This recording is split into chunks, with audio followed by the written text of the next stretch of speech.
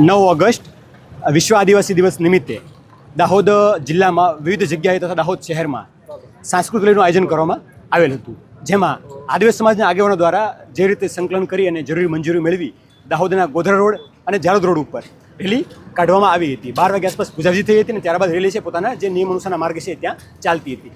લગભગ 2 વાગ્યા આસપાસ રેલી પોતાનો અડધો રૂટ પૂર્ણ કરી નાખ્યો હતો. એ પછી મોવાલિયા ક્રોસિંગ રોડ વિસ્તાર છે ત્યાં આમ આદમી પાર્ટીના અમુક નેતાઓ અને લોકોએ આવી પોતાની પ્રાઇવેટ વ્હીકલ અને ડીજે દ્વારા રસ્તો જામ કર્યો હતો. જે જામ થવાને કારણે એમ્બ્યુલન્સ અને સરકારી બસીસ ફસાઈ ગઈ હતી, જેમને અમારા અધિકારીઓ દ્વારા વારંવાર સમજાવીને રેલીની ગરિમા રાખી રસ્તો ખુલ્લો કરી અને પોતે આગળની કાર્યવાહી કરી પ્રકરણ સમજાવ્યું હતું. છતાં પણ લોકોએ નહીં માનને અમે અન્ય અધિકારીઓ પહોંચ્યા હતા અને વારંવાર લગભગ અડધી પોણે કલાક સુધી સમજાવટ કરી હતી, છતાં પણ નહીં માનતા અને હલ્લાબોલ કરતા પોલીસ દ્વારા નિયમોસરની કાયદેસરની કાર્યવાહી કરી લોકોને ત્યાંથી વિખેરવામાં આવ્યા હતા.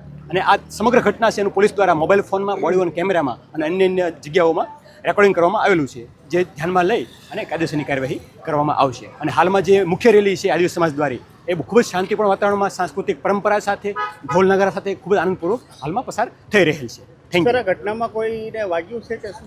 ના, ઘટનામાં પ્રથમ દ્રષ્ટિએ કોઈને વાગ્યું જણાવેલ નથી, બરાબર. તેમ છતાં સમગ્ર સ્ટાફનો, તમામ કેમેરાઓનો, સીસીટીવીનો તમામનો અભ્યાસ કર્યા બાદ જે બી હશે એ સામે આવી શકશે. Thank you.